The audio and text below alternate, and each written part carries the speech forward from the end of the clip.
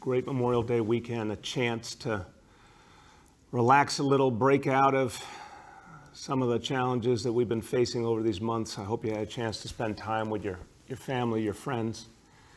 Relax, reflect. We've all been through a whole lot here.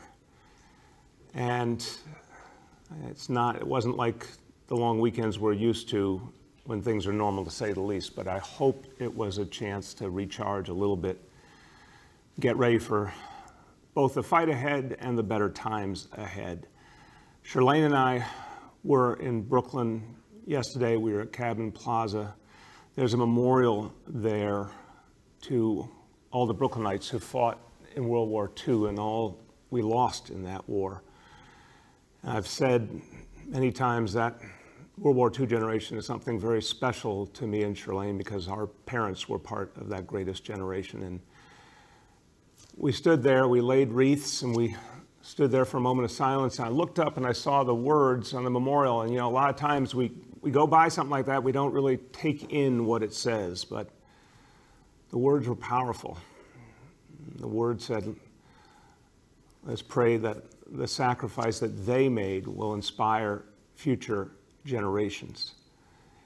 And we now are that generation they were talking about. We're now the ones in the fight. It's a different kind of fight than our ancestors could ever have imagined, but we're the ones now called to be a great generation in our time and to overcome a very, very difficult foe. And as we get ready for the next phase of this fight, I again offer my thanks to all of you because New Yorkers have done so much, have been so exemplary. We've got a lot more to do, but you should be very, very proud of how far we've come.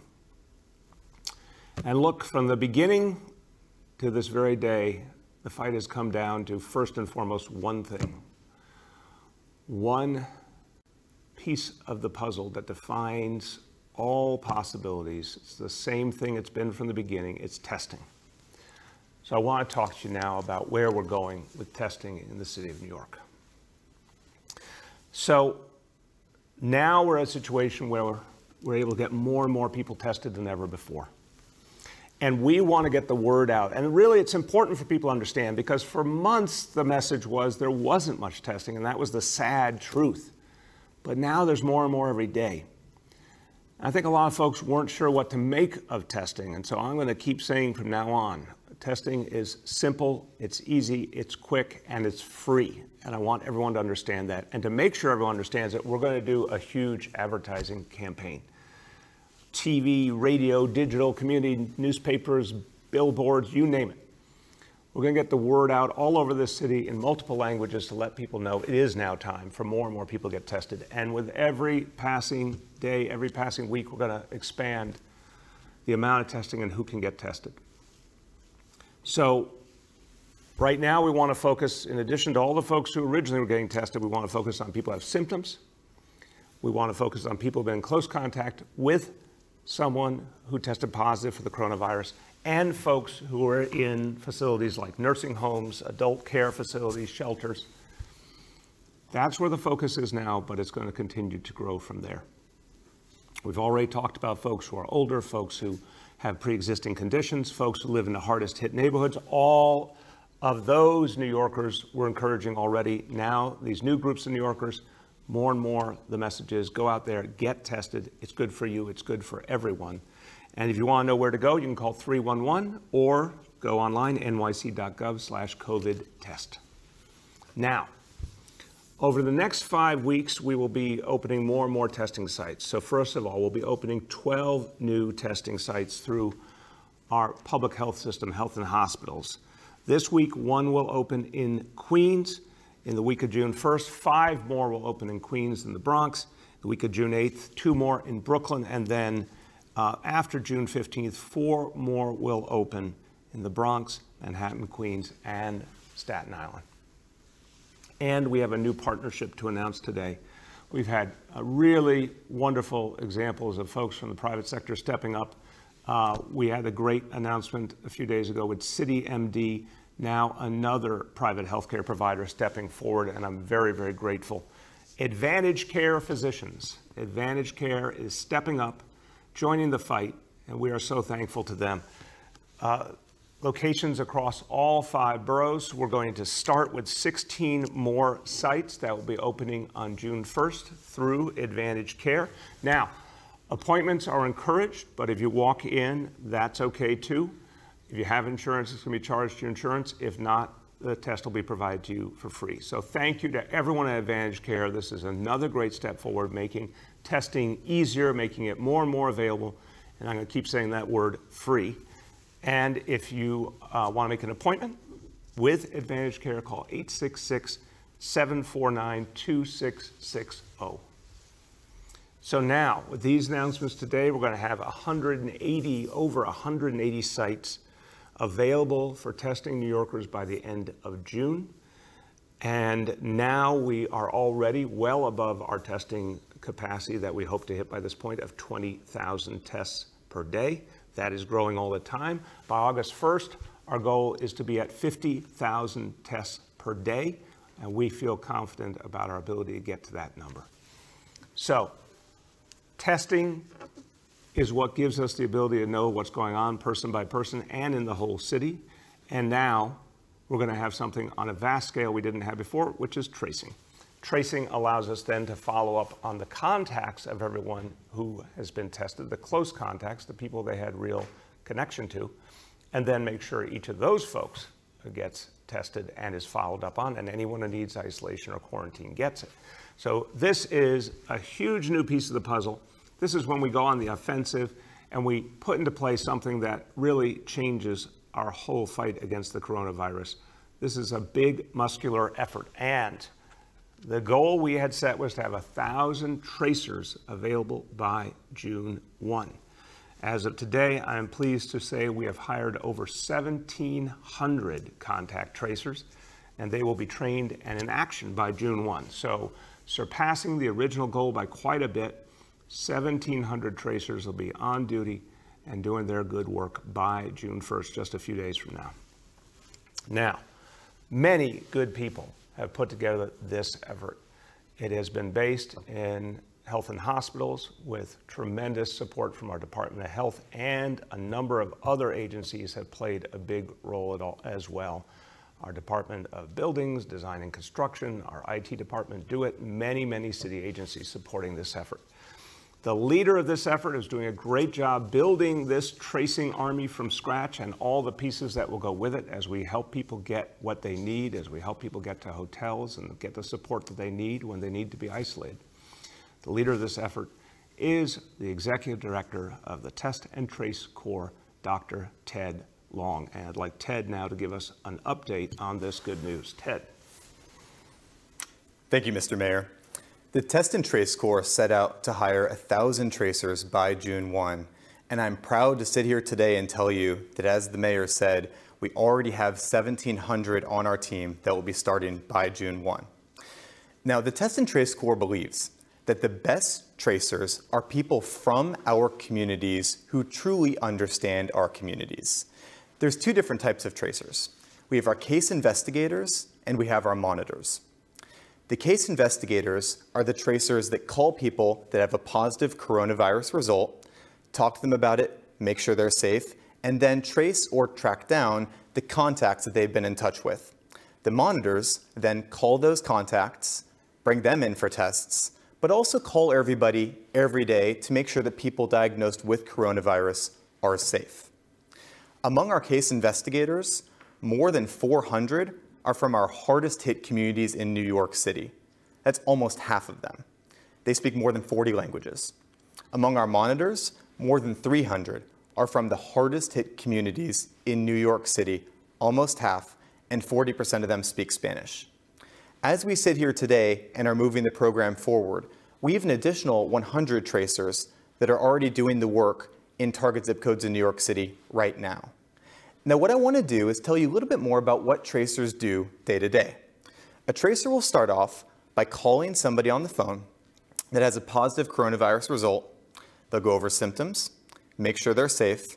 We'll go over close contacts, intimate partners, people they live with, or people they've been within 6 feet of for more than 10 minutes.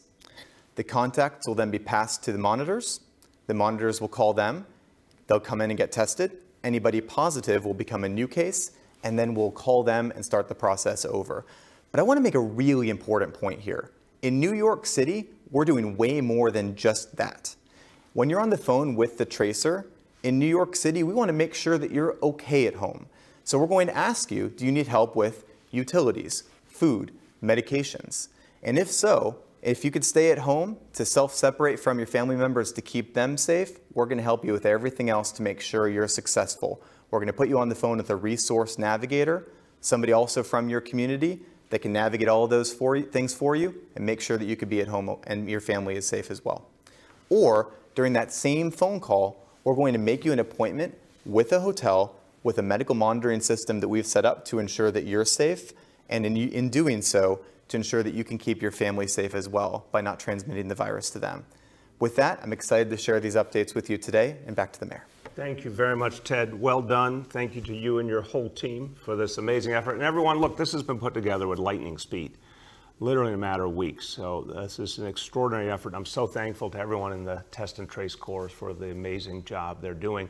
And it's with a clear sense of addressing the crisis at hand and also really going head on, really clearly at the disparities that have been so clear in this crisis. The coronavirus pointed out disparities that are deep in the city and must be fought in every way. So it's so important that over 700 of the tracers come from the very neighborhoods that have been hardest hit.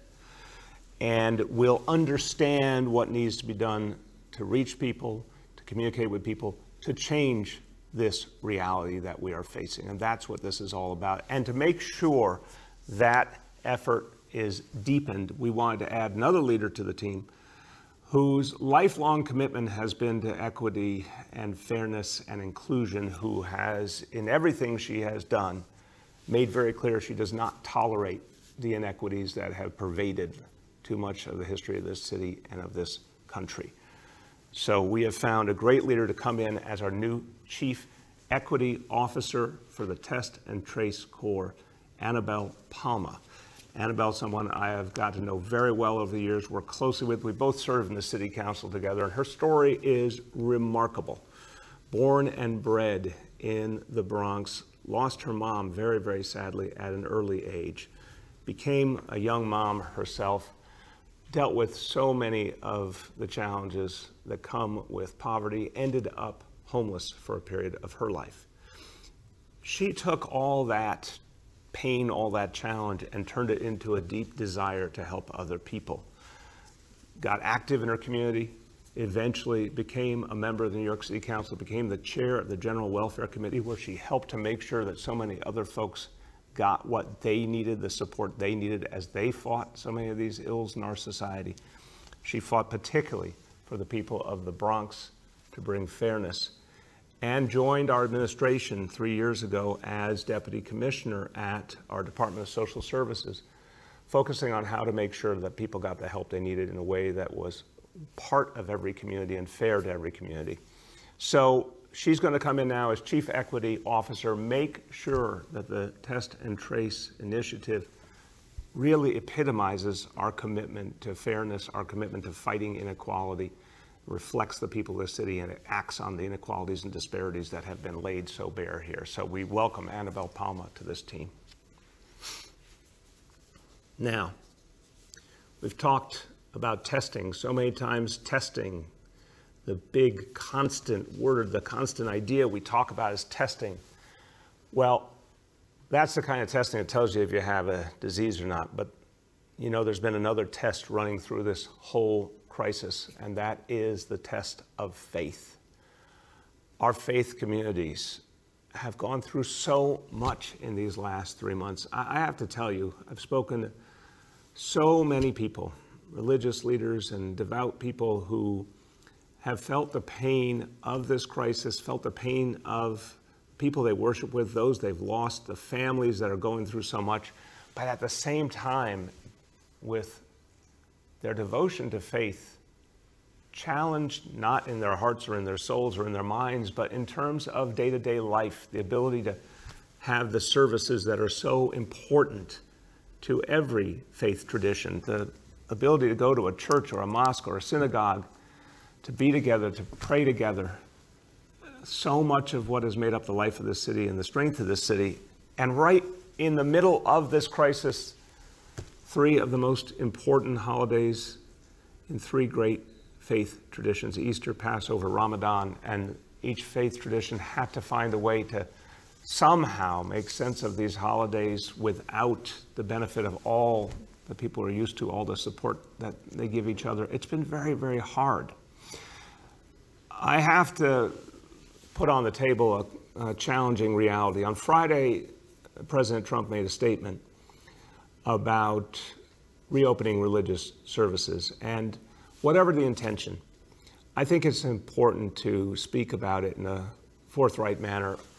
Every person of faith would love nothing more but to resume the services that are so important to them.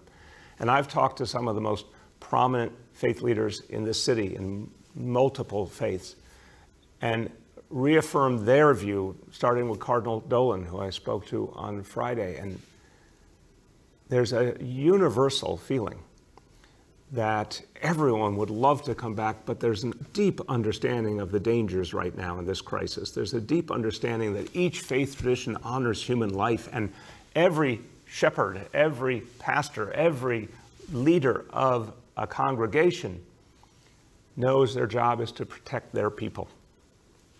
So what I've heard from faith leaders over these last days is that, yes, they want to come back, but they know this is not the time.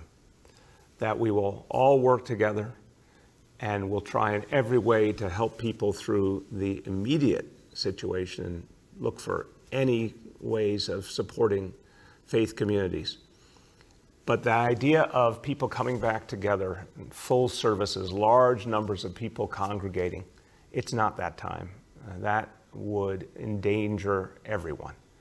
And we have to be smart. We're really making progress when it comes to this disease. But it is not time for large gatherings. It is not time to take the risk of going in the wrong direction. So I want to thank all our partners, our faith leaders. We're going to keep communicating constantly. We're going to look for every opportunity to support your efforts to restart the right way. But I want to thank our faith leadership for their clear resolve that we will do things all in the right time.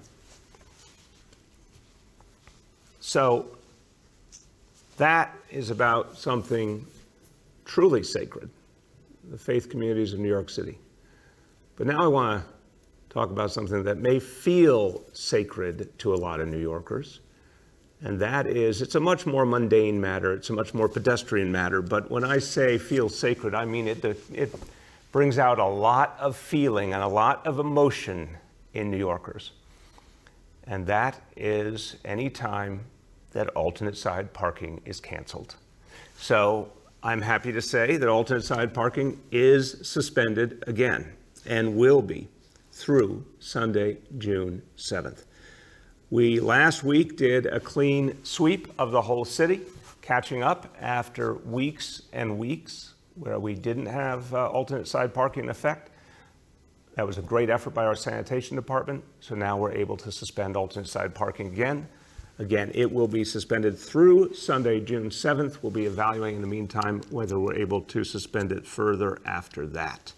But let me take a moment to just talk about our sanitation department, because a lot of times these are amongst the greatest unsung heroes in New York City. These are folks who every day keep this city going. Our sanitation workers, I want to tell you, I have spent a lot of time with our sanitation workers, a lot of time in sanitation garages, often in their heroic moments where maybe they get a little bit of recognition, but usually it's nowhere near enough, like when they beat back a snowstorm, including a few years ago, the largest blizzard in the history of New York City, and our sanitation department had the city up and running as normal in about 36 hours. What they have done in moments of crisis, I'll never forget after Sandy, Hurricane Sandy, so many people just were hoping and praying sanitation would show up to help them take away the things that were no longer a part of their life, the things that were broken and destroyed, and let them start over. And every time sanitation showed up, people had an incredible feeling of hope and closure. And our sanitation workers do so much for us. They have been fighting through this crisis as well. Remember, if this city is not clean, it doesn't function. In fact, they've had to deal with more and more trash in a lot of places because people have been home.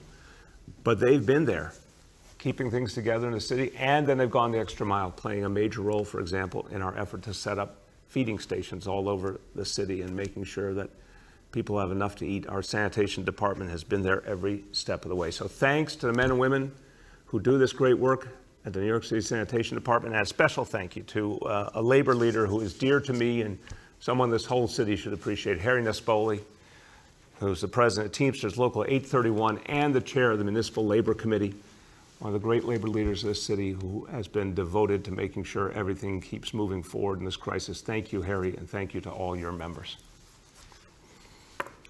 Okay.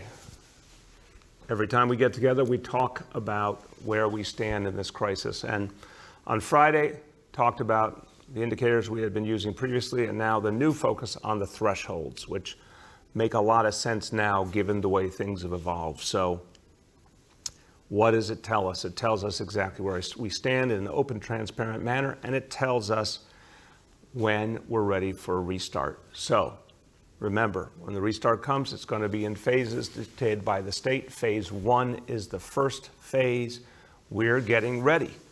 We're taking the steps to be ready for phase 1. We're getting the enforcement in place that will be needed from city agencies when we talk about the sectors that will be reopening: manufacturing, construction, wholesale, retail, with certain restrictions like curbside pickup.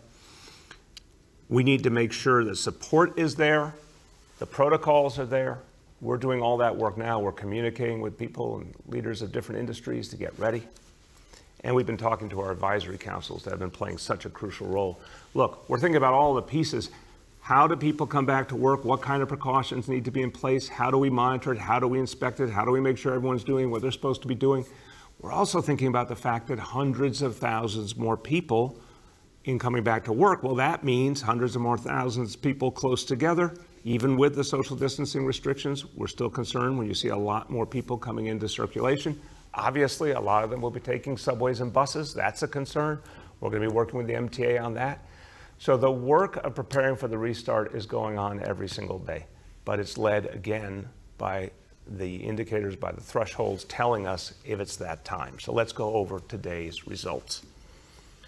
So indicator 1, the daily number of people admitted to hospitals for suspected COVID-19. So again, that threshold we're looking at staying under 200. 200 is a level that our healthcare leadership believes if the daily number coming in is under 200, we can handle that. We can keep people safe. Our hospital system can handle it. Today, only 63, that's very good news, only 63 new patients. So that's well below the level we need to be at.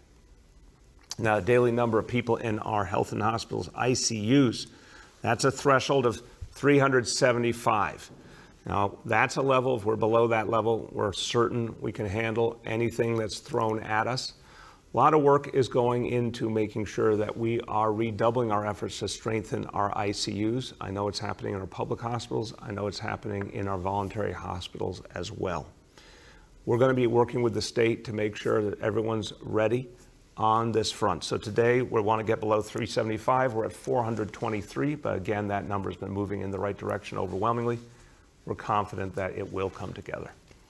And then indicator 3, percentage of people tested citywide tested positive for COVID-19. That threshold is 15%, and today's report 7%, an excellent number. And we've seen really, really great progress on that front. So a very good day. We're moving in the right direction steadily. We're getting ready for that restart in the first half of June.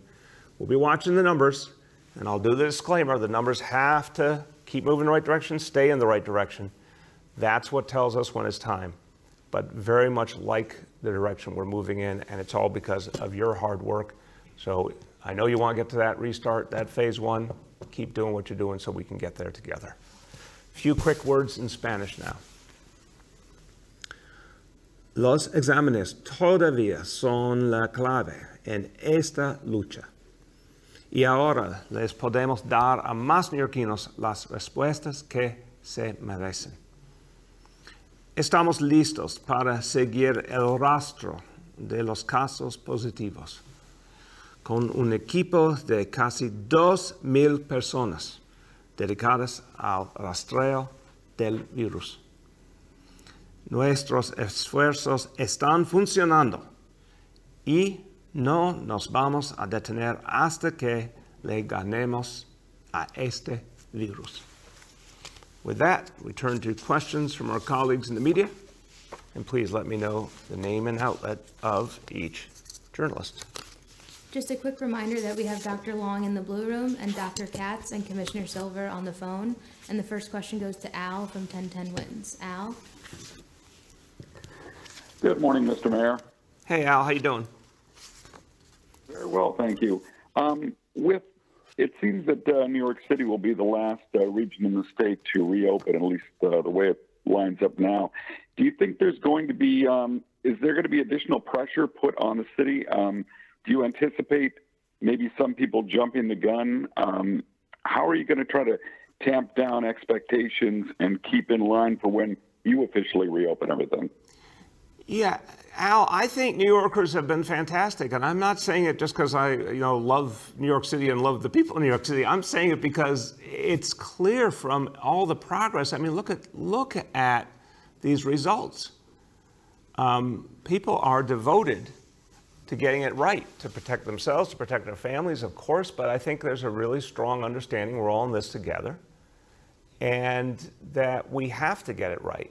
So I don't see a lot of jumping the gun. We had a lot of enforcement out this weekend, saw very few problems in the scheme of things. So I think the message, to your point, Al, we got to be really clear. We're not to phase one until the numbers absolutely confirm it. I feel very good about the trajectory. I feel very good we will get there in the first 2 weeks of June, but we have to actually get there. The work has to happen now to make sure that when it happens, it's done safely. But with very few exceptions, I don't think people are jumping the gun. I think they want to know it's going to be safe. And I think you're going to see, Al, some people who could come back and restart their business who are going to hesitate until they see others do it and believe it's safe. So I don't get the feeling of many people jumping the gun. I think people are being pretty sober about this. Next is Shant from the Daily News. Shant? Good morning, Mr. Mayor. I wanted to ask, while you are considering taking out debt to cover operating costs, would you yourself take a pay cut and/or do pay cuts for the highest paid members of the administration? In a different vein, looking back to the early stages of the outbreak, I've been hearing some criticism that your focus on the Bernie Sanders campaign distracted from the coronavirus response and made Shant, I couldn't. Hold on one sec. Just roll back. I couldn't hear focus on what? Say that again. On the Bernie Sanders campaign. Basically, the criticism I've been hearing is that your desire to campaign for him may have distracted from handling the outbreak more expeditiously. Just want to get your comment on that. Okay. On the first question, no plans for pay cuts for any New York City employees right now, whether it's City Hall or any place else, but we never know what the future brings. On the second question, that's the first I've heard anyone suggest it, and I find it, with all due respect, Shant, I find it interesting that this is coming up 3 months into the crisis. So no, I did precisely one trip with Bernie Sanders. I obviously believed he would be a great president and could do a lot of the work we needed. That had it been done earlier, we would have dealt with a very different reality in this crisis. Had we had universal health care in this country, everything would have been different. So I believe he was absolutely right about that. But my focus has always been on the people of the city. And as it was clear we were dealing with this challenge more and more, this is the only thing I've been doing. Next is Andrew from NBC New York, Andrew. That's right, NBC New York. Hope everyone is doing well this morning. Mayor, hope you're doing well. Andrew, I want to thank you and everyone at NBC New York. Okay, my question, you did allude to this about concerns on folks riding the subway and buses as manufacturing and wholesale begins and resumes. And people don't necessarily have a clear picture of how they're supposed to get to work. Wall Street has told the traders returning to the stock exchange, don't take the subway. But in general, the advice to New Yorkers in normal times is to use mass transit. So what is your official advice for people going back to work, and how safe is it? Yeah, so Andrew, great question.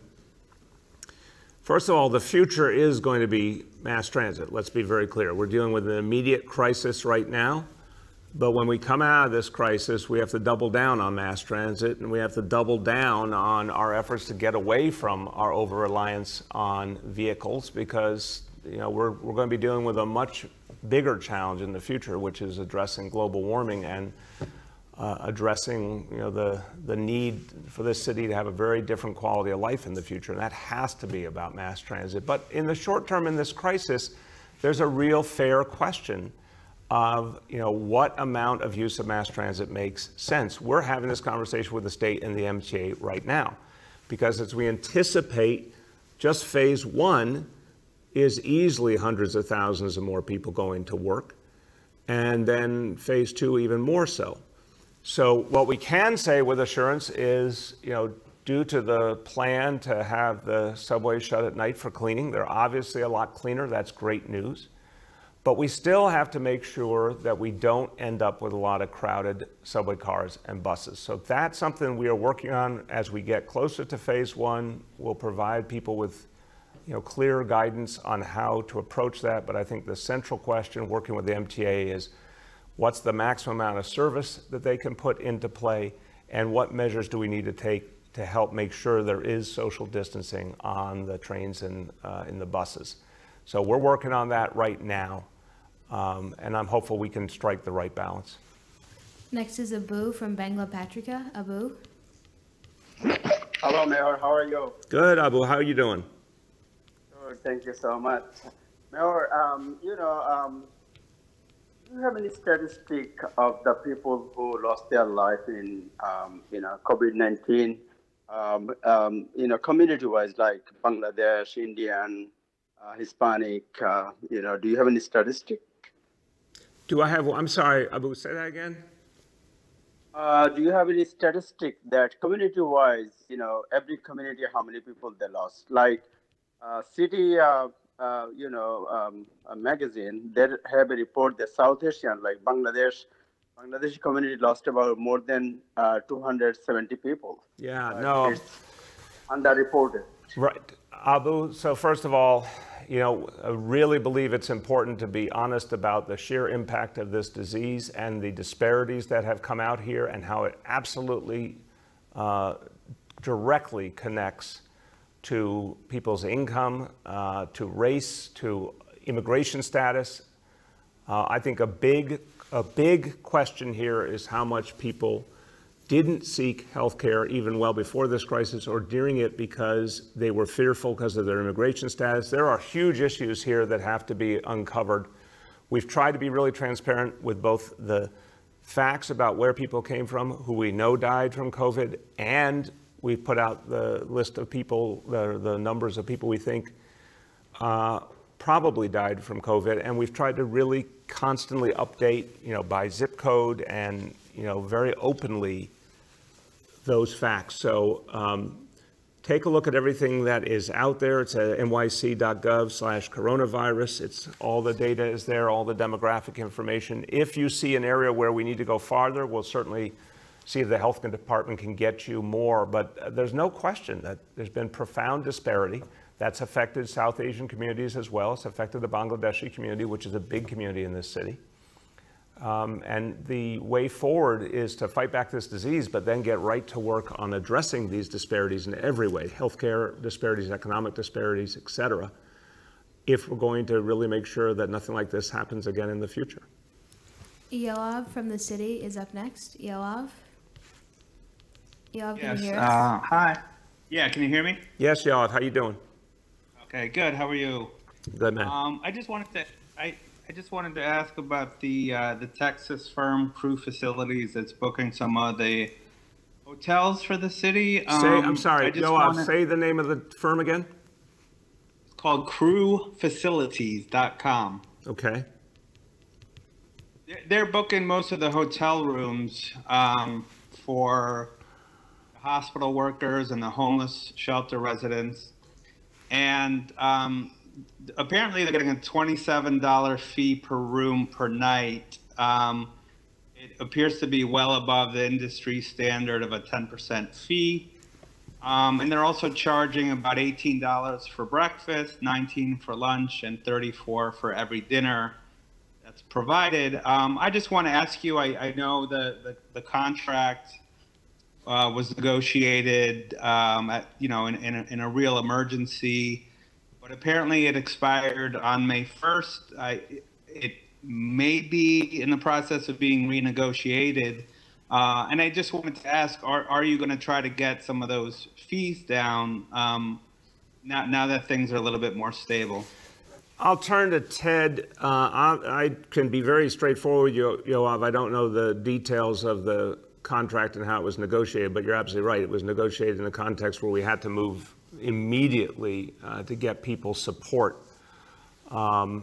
But this is, as we move out of the worst of this crisis, we're always going to be looking to do better and to make sure we get what we need and the taxpayer is respected in the process. So we'll keep looking at each and every contract as we go along. But Ted, do you want to speak to that one specifically? Sure. What I can say specifically is that the hotels in our program to keep New Yorkers safe are free. We want you to come. Please come to our hotels. The specifics of the contract that you're referring to, I would also have to research and get back. Yeah, and Yoav, the fact is, and we'll confirm this back to you, but we do expect in this instance, this is the type of thing we expect to get FEMA reimbursement on as well.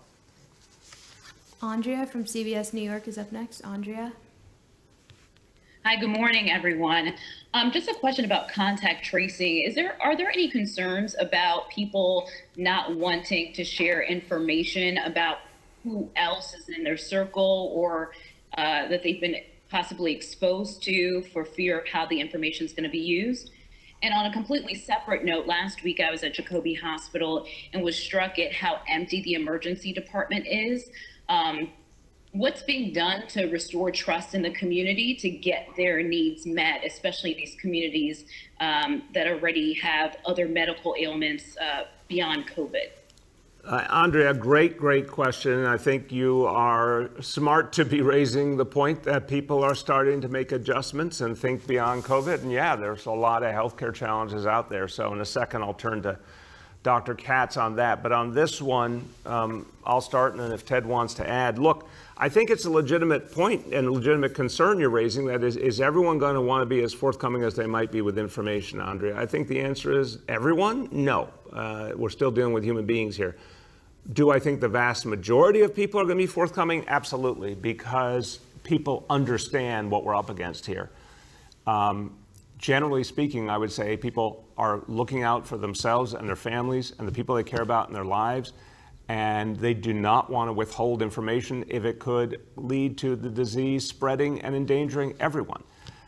So remember, in the contact tracing, it's pretty straightforward about who have you had close contact with just in the last few days. I think the vast majority of New Yorkers are going to be forthcoming in the vast majority of cases. Ted, would you like to add? Yeah, I think you covered all of the key points, Mr. Mayor. I would just add two things. First is, it's so important that the contact tracers we use are people from the community in which they're working, because they're the trusted people that when they're talking to somebody on the phone, they can really get that critical information about who they've been in contact with. And the second point is to give you a little bit of evidence or data here. We've actually we've started to do this at the clinic where I work, at Morrisania in the Bronx, where I see patients every week. There, we haven't had a problem at all in terms of identifying cases, talking to them, and figuring out who their contacts have been, and then actually tracking them down. So far, so good, but it is especially critical that our tracers are trusted people in our communities. Dr. Katz, you want to speak to the Jacoby example and the emergency rooms? Yes, absolutely. Jacoby and other emergency rooms across New York City are much quieter than they are historically. There are several reasons for this. Some are even positive because there are fewer cars on the road. There are many fewer car accidents. Homicides and other violent crimes are down. But by all question, the major reason is that people still are wary of going to hospitals. Some of it is that they've learned that they can have their needs met through using the phone or video. And we're very proud that Health and Hospitals in the city runs a phone line so that people don't have to come to the emergency room to talk to a real doctor and get full advice. Within the hospital emergency departments, we're creating clear areas where we see patients who are COVID negative. We've been erecting barriers to make sure that there's good social distancing.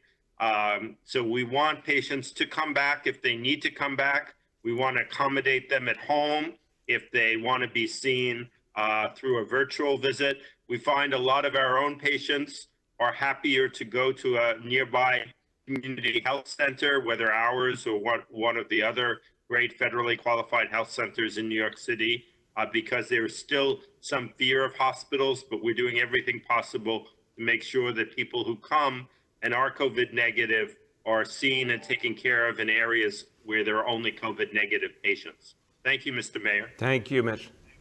Next is Julia from the Post. Julia. Hey, good morning, Mr. Mayor and everyone on the call. Mr. Mayor, I'd just like for you to talk us through the phases that are going to happen in the coming weeks. Could you walk us through phase one a little bit more closely in terms of, do we expect that to happen in the first week of June and the second week of June, and any of those NYC specific measures that you've mentioned? And what would phase two look like if the indicators hold? When would that be, and what kind of activities could we see come online? So, Julia, the most important thing to say to you is we're going to be briefing all New Yorkers on each of these questions as we get closer. I'm feeling confident right now that phase one will begin by the first or second week of June, as I've said. The fact is the indicators, the thresholds all keep pointing in that direction. Now, I feel confident because I'm watching the very consistent trends here, but that doesn't mean we're there yet. And until we are 100% there, we're gonna be very clear that we aren't there until we're there. And I'll keep updating people every single day. In terms of the categories, and again, we're assessing the number of people that we expect to come back in the first instance, and then if people see it's going well, I think you'll see that number grow. Unquestionably, several 100,000 people to begin as you open up construction, manufacturing, wholesale, and more retail because you can do the curbside and the pickups. The state has put out its guidance, which is very helpful guidance about what's needed in each place of business, but we have to do the enforcement work and the monitoring. So we're going to be talking about these next few days, which agency is going to do which industry, how that's going to go, what's going to be expected of people, what's going to happen when we don't see the kind of compliance we need. That's a lot that we have to put together and put on the table, but it'll all be in place well before we announce the actual day for the restart. In terms of phase two, I don't want to get ahead of ourselves. We still have to get to phase one, and we have to prove that phase one works. And that will obviously be for at least several weeks. We'll talk more about that as we get closer. But right now, let's get through the first steps before we get too far ahead of ourselves. Aaron from Politico is up next. Aaron.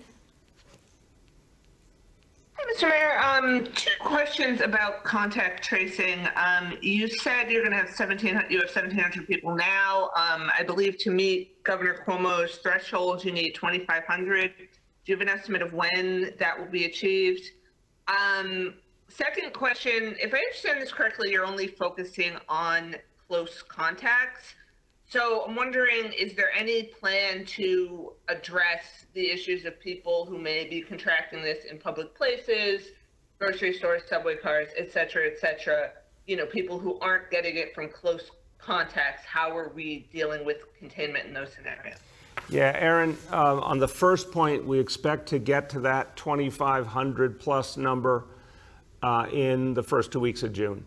So as we are getting there, we'll have announcements on that, but we do feel good about getting to that number during that time frame.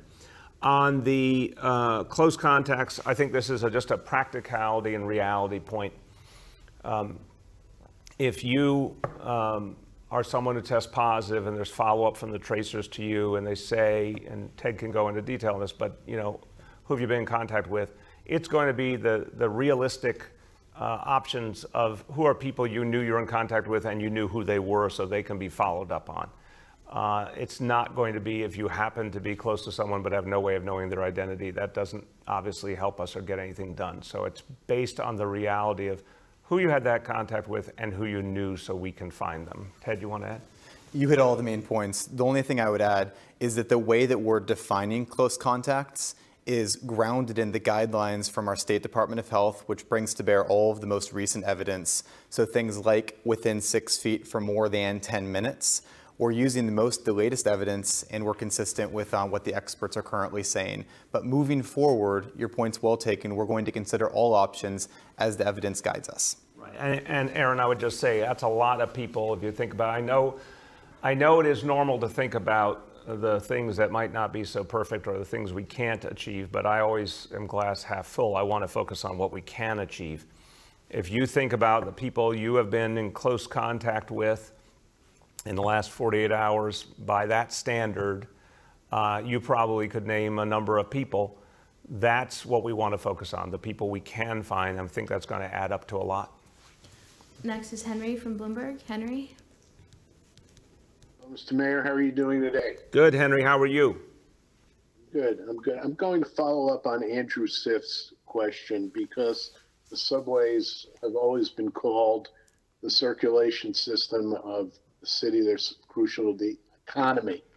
And basically, my question is, what specifically can you do? Are they contemplating handing out disposable masks to everyone, requiring that everyone wear a mask? Does that create problems with disposing of the masks? What specifically has New York and the MTA discussed to deal with this problem of the subways?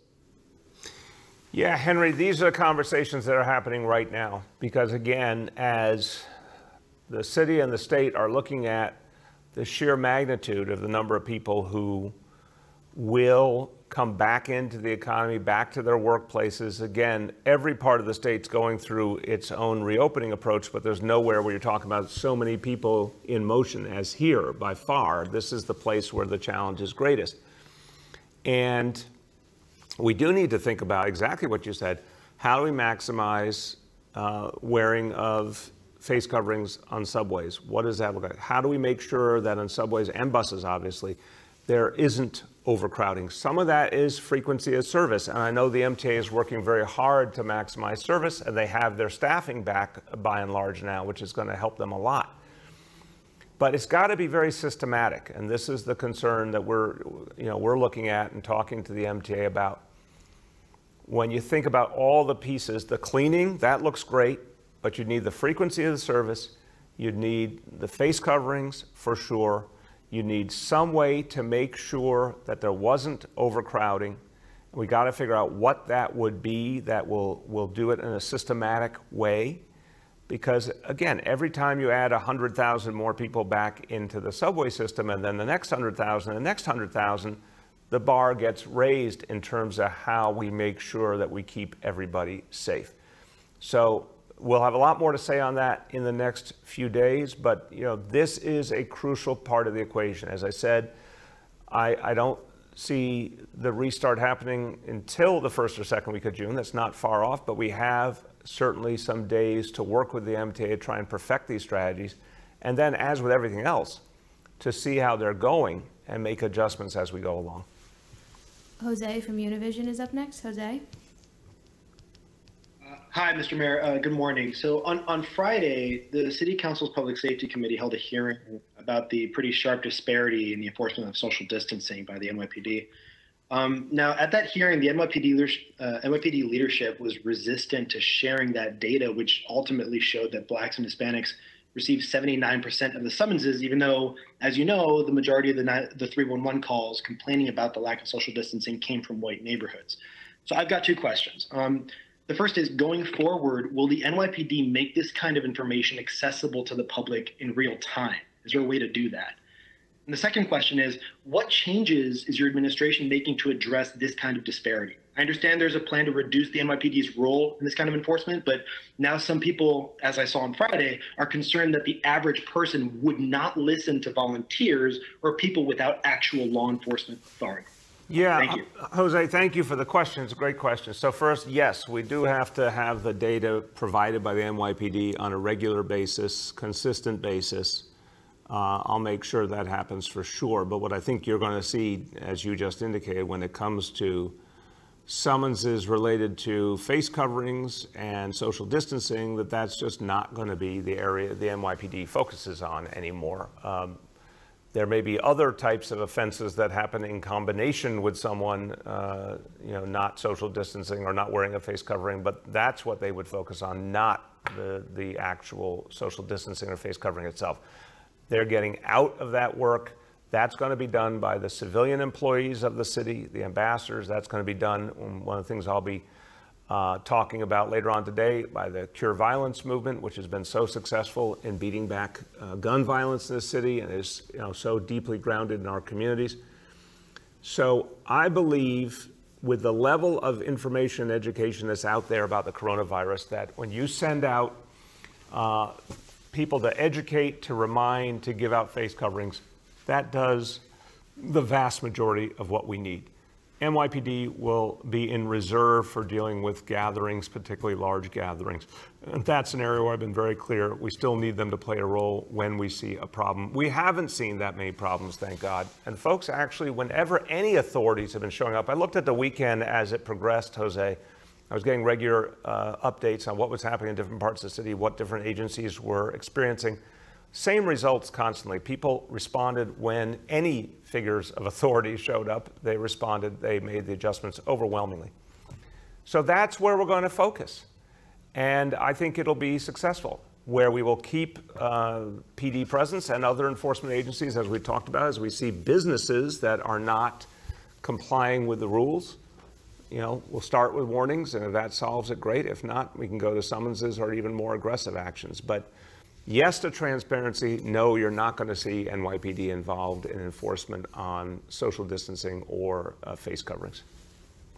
Bridget from WNYC is up next. Bridget. Good morning, Mr. Mayor. This is sort of a follow-up question related to the previous question. Specifically, the Center for Constitutional Rights is filing an emergency order today, calling on the NYPD stop and frisk monitor to investigate the department's social distancing enforcement practices. I'm wondering if you support that investigation, and similarly, will you direct the NYPD to release full arrest data by race as the attorneys are requesting?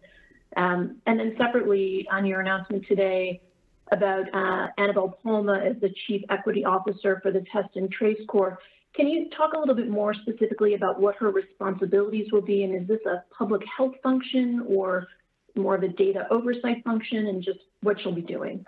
Sure. I will turn to Ted. Let me talk about your first question real quick, and then I'll mention my view of, or talk about my view of the work that Annabelle will be doing, and Ted will talk in more detail.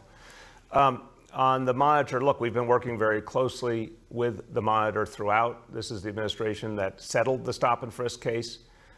We've done very productive work with the monitor. If the monitor has concerns, we're always going to work cooperatively. If there's a legal action being taken by an outside group, I want to just be mindful that I'll keep my comments brief. But look, we do believe in transparency wherever we can get clear information. It's always important to make sure the information is clear and consistent. I want to see it published regularly. But again, any looking at what happened with the very few instances where there was enforcement on social distancing. I keep coming back to this. I don't blame anyone for the concern about things that went wrong or disparities. Both of those are unacceptable. Any incident where the dynamics between police and community weren't what we wanted them to be, where our police officers didn't handle things right, we care about. Any time where there's disparity, I care about that. The department cares about it. We have to fix it. But I also want to keep coming back to, thank God we're talking about very few instances where there even was any enforcement, and now that has ended. But we're always ready to take a look back if it helps us do our job better going forward. We're just not going to tolerate disparities in this city. That's the bottom line. To Annabelle Palma, the important work of making sure that everything being done in the testing and tracing effort is focused on addressing the disparities. That means that it has to be responsive to communities of color, it has to be responsive to immigrants, it has to be responsive to people who don't speak English, that it is culturally competent, sensitive to the needs of all the communities that have taken it on the chin in this crisis. That, again, the tracers continue to look like the people they serve and are able to best serve people. And then if there's community concerns about what's working, what's not working, that there's an actually active listening going on to make the adjustments and fix things. That's what I see Annabelle's role as. Ted, you want to add? Yeah, thank you, sir. Test and Trace Core will be most effective and most successful if it's a local initiative. And Annabelle Palma will be going into our communities doing everything the mayor just said to ensure that happens. Thank you. Last two, Gloria from New York 1. Gloria.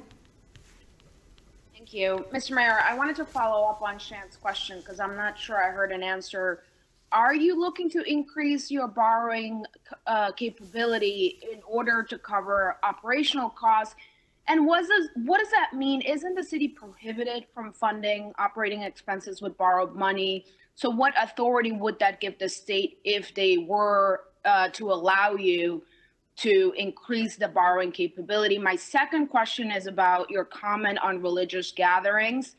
I understand you were commenting on what the president ordered last week, but does it also go against the 10 people maximum order in any way, or are you still in agreement with that? Yeah, no, the 10 people, thank you for the question, Gloria, because I always want to make sure I'm clear. The 10 people maximum gathering, absolutely, we can work with that. We can make that work. And that makes sense whether it's a religious gathering or just people gathering for another purpose. Remember, what the state has said clearly is that still comes with the need to socially distance. And if there's any chance that people may be close for any period of time, the need to wear the face covering. So I think the state has it right there. We will work with that in a religious setting, in a non-religious setting. Absolutely fine with that. What I'm talking about is the big traditional religious services where you're talking about hundreds, even thousands of people gathered together. I know there's a deep yearning to restart. And what I'm saying, it is not time. With all due respect to the president left the impression on Friday that any and all religious services should just start again. I'm saying very clearly that is dangerous. It is not time to restart large gatherings of any kind, even though we deeply, deeply value faith. The key faith leaders of this city are saying it's not time. Across the board. I spent much of the last few days talking to faith leaders, and I'm saying, what do you feel about this moment? What's right for your faith, for your congregation, for your people? 201, they said it is not the time for large gatherings. It is not the time for traditional large services again. So I just want to make sure there's no misinterpretation of what the president said. From the point of view of the faith leaders of New York City, it's not time yet to go back to traditional large services. From the point of view of the city of New York, it's not time yet. And so we're all going to keep working together to keep people safe. On the borrowing, this is a last resort, obviously. We do not want to resort to borrowing, and we should not have to resort to borrowing, Gloria. We have dealt with an international crisis, an international pandemic that was something that our federal government, like any foreign threat, was supposed to address. It has not been addressed, obviously. This city, this state, many cities, many states have borne the brunt. We have lost billions upon billions of dollars of revenue that we use to serve our people. It's gone. It's not coming back. The only way to possibly keep this city functioning, keep the services provided, keep people on our payroll, is if we get a really substantial stimulus program from Washington. And we don't know when that's going to be right now. They have not scheduled a vote in the Senate. We don't know what it's going to look like. And meanwhile, we have a budget due on June 30 by law. So the action in Albany is to give us the last resort of borrowing. It is a long-term capacity. I'll have my colleagues go over with you the technical and legal issues so you understand this obviously is something patterned on what happened after 9/11. When the city did use that capacity for a period of time. But we're dealing with something as horrible as 9/11 was in every sense, humanly and otherwise, for this city, this is a much, much deeper crisis in terms of how many years it will take for us to navigate it, the depth of the economic pain that people are feeling, the over 1 million New Yorkers out of work now. We're going to be in a horrible budget situation for years. So this borrowing capacity is to give us a fallback no matter what happens up ahead. But I don't want to do borrowing. I want to see a stimulus that makes us whole so we can actually provide services, keep people employed, and move this city forward. So I think that summarizes on both of your questions. Last question goes to Rich from WCBS 880. Rich? Mr. Mayor, thanks for taking my question here. So I know it's been a very long haul up till now, but are the numbers coming down more quickly than you and your team anticipated? And does that say anything about the possibility of opening before June 15th? And second question, do you anticipate that people may move out of New York City as a result of the concentration of the virus? There have been some reports that people want to get out and get to the suburbs because to raise their families, for instance, because of the threat the virus presented in the city. No, that's a great question. I appreciate the question, Rich, and I think it's important we talk about this stuff openly. On your first question, I'm very impressed at what New Yorkers have achieved here. We here in the city government, we've tried to set the model of what we had to do and give people the support and the tools, and New Yorkers have taken that and run with it because these numbers have come down consistently. And certainly Rich, it's not going to surprise you. We don't sit around, thinking about best case scenarios typically. We prepare for worst case scenarios, and then we're very pleasantly surprised when we see something better. Certainly, we're seeing more progress here than we might have originally imagined. It's hard to get too giddy when you think about as recently as April 5th, we literally thought our hospital system was on the verge of being overwhelmed. That was very few weeks ago. So I am really heartened by the progress we've made, but we are far from out of the woods. I see the kind of progress that gives me confidence we'll get to phase 1 in the first 2 weeks of June, but that's something we ought to earn every day, and that could turn in a number of days. So I'll always put down a disclaimer. Ask me in a few days if we're still on track, and then ask me a few days after that again. We're not there until we're there. But no, have the numbers come down quicker than some of our estimates might have originally anticipated? Absolutely. But this is, the other problem, Rich, is if people start to take their foot off the gas and stop being vigilant, then unfortunately the numbers go right back in the wrong direction. So we got to stay tight. On the question of the future of the city, I am very confident about the future of this city, Rich.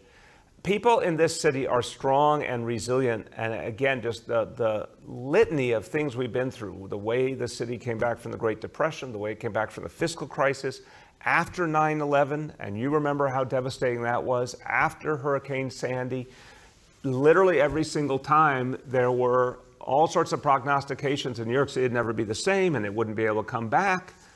And it has come back every single time and stronger, literally stronger each time. So some people may choose to leave, and I believe a lot of people will choose to come in. I think the vast majority of people who are here believe in this place. And there will be a vaccine one day, and that will be sooner rather than later.